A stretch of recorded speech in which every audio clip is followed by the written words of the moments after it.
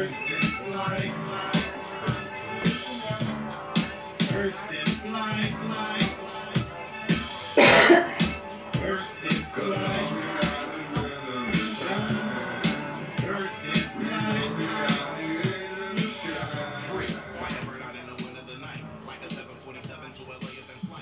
right, and welcome back to Landless People's Liberation Radio here on Kexu 96.1, Poor People's Revolutionary Radio and TV. All right, everybody, I'm your pole scholar, Biz Molotov, aka Voodoo Child, and you're watching and listening to Poor People's Revolutionary Radio. People, that's right, we poor. We're not poor, we poor, because we can't even afford the other O and the R, people. So support this endeavor, support this station. When you're supporting Poor People's Radio, you're supporting real grassroots, revolutionary grassroots power from the bottom, not from the top. When you support Poor People's Revolutionary Radio, you're supporting the voices of those who are on the front lines resisting this archaic and parasitic social order known as Americlan. So send in your contributions and your donations. Let's keep it rolling. So tonight's topic, we're going to be discussing Black Panther BLA political prisoner of war, Jalil Muttaqin, who is one of our freedom fighters who have been locked down in America's gulags for over 40 years. Folks that are out there in the streets fighting against fascism and racism, white supremacy, inequality. These people were on the front lines and risking their lives, and some have lost their lives, and risking their freedoms so that we could usher in a more humane world. And for their endeavors, they were caught up in the counterintelligence program, or as we know as COINTELPRO, initiated by the U.S. government. Brother Jalil Muttaqin, even though he's locked down, his efforts are not locked down. And he's been a consistent prison organizer, part of the prison movement, and he's continued to help guide our work out here on the streets when it comes to freeing our political prisoners. What's the call? We say free them all.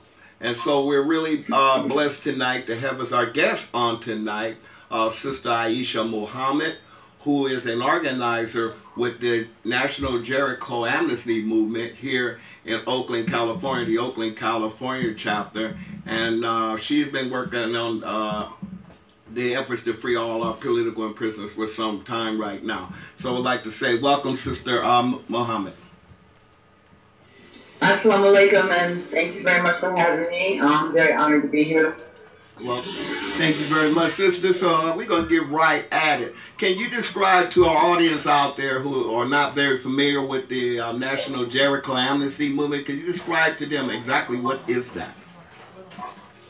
Yes, it's a movement that grew out of a call from our brother, comrade, political prisoner Jalil Muttaqin back in 1998 for a national march around Washington. And that was a huge success. And over 50 organizations got together and organized. Connection lost. Keep talking. Can you still hear me? Can you still hear me? No, she can't. Call her. Just say you're calling her back on here. Well, I just hit the... Tell the listeners what you're doing. Tell the listeners what you're doing. Oh, everyone, we lost connection with our guest, but we're hooking that back up. A little temporary technical difficulties. Oh, so it seems. All right. Salam again. Okay, sorry about that. Little technical difficulties. So it seems sometimes. We have the COINTELPRO following us around too. So, Aisha, I know you have been organizing around the campaign to free Jamil Al-Amin here in the Bay Area for some time right now. And yes. I want to ask you, what do you see as the, I forgot in the introduction, Jalil Muttaqin also has spearheaded a campaign, a human rights campaign around political prisoners of war and how they are being treated as they are these gulags. And he's issued a call for a petition to the United Nations for the United Nations to investigate the ill treatment at the hands of the United States government of political prisoners, prison wars. We have some examples with what happened with Mumia Abu-Jamal, where they were refusing to treat his hepatitis C. He finally, through the power of the people, received treatment and cured the hepatitis C. But because they were taking these dilatory actions and preventing that to happen, he has now discovered he has now cirrhosis of the liver. And then we look at the case of Herman Bell, a 70-year-old former Black Panther political prisoner who was attacked by 6 pigs, brutal guards, last month. And then we just go on and on and on. Emil Jamin is being refused treatment. So there are definitely human rights abuses going on here.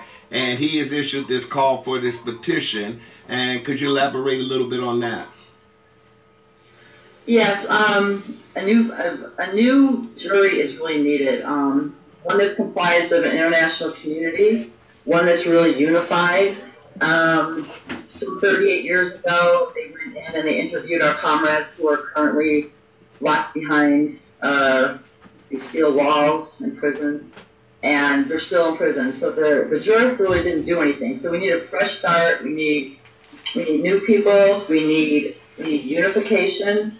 And we need people who are going to be really dedicated to Jalil's proposal to go to the UN with this, because actually we really want to see the UN international jurists do a formal investigation on the United States. And that's going to be based on the Mandela rules, which is there's 21 rules of how to, you treat people. It's a human rights issue.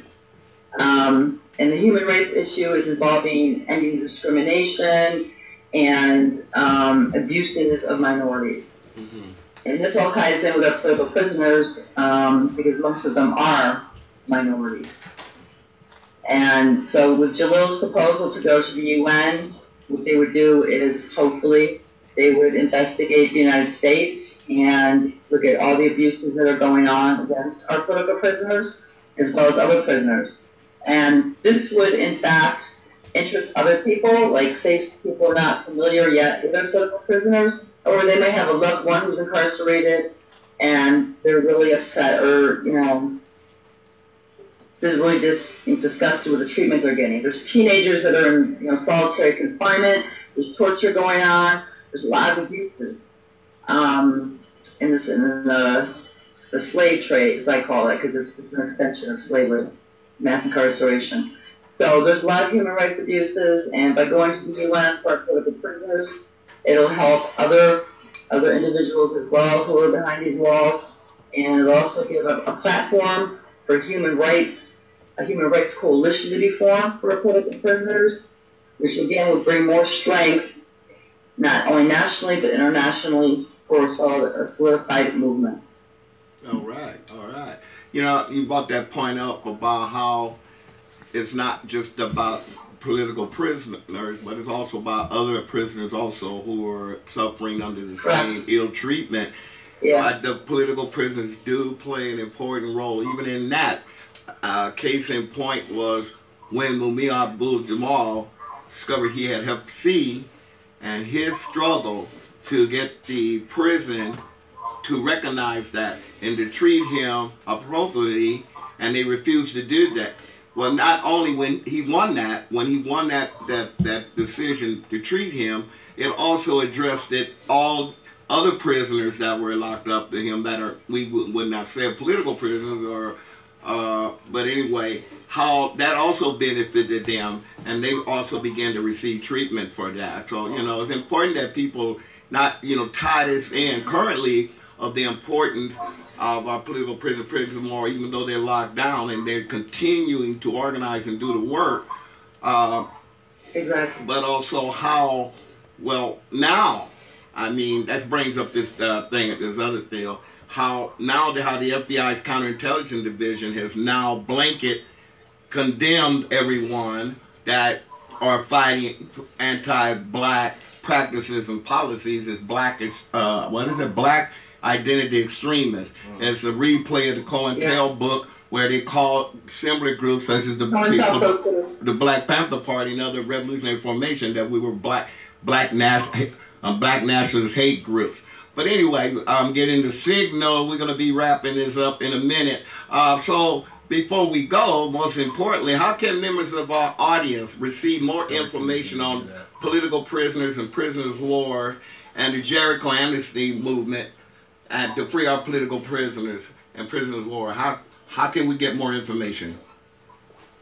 You can go to, we have a Facebook page, Oakland Jericho, also Solidarity Committee for Jalil Muttaqin, or you can go to the Jericho Movement website. There's a lot of information on there about 40 political prisoners.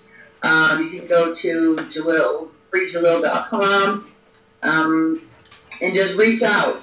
We welcome anybody and everybody who wants to help free our political prisoners and to especially work on Jalil's proposal that he has out now for the UN. We're going to be formulating study groups and also developing strategies and organizing around that. So we welcome everybody, and there's always something to do. We're having our 20th anniversary in March 24th, and that'll be in New York City, so we're really excited about that. So we'll be doing some tabling and fundraising around that. But most importantly is getting our beloved political prisoners free and supporting them as much as we can. I can't emphasize that enough. Right. Even their families, their families need support and their loved ones, so please do contact us. Well, thank you, Sister Aisha Muhammad, for joining us on the program tonight. You've been listening to Landless People's Liberation Radio on KEXU 96.1 FM PL. We say, what's the call? Free them all. And we'll be continue to follow this development and have Sister Aisha back on in the future. Sister Aisha, again, assalamu alaikum. All power to the people. All power to the people. Assalamu alaikum, and thank you. Meditation, meditation, meditation, meditation, meditation, meditation, meditation. Is that right?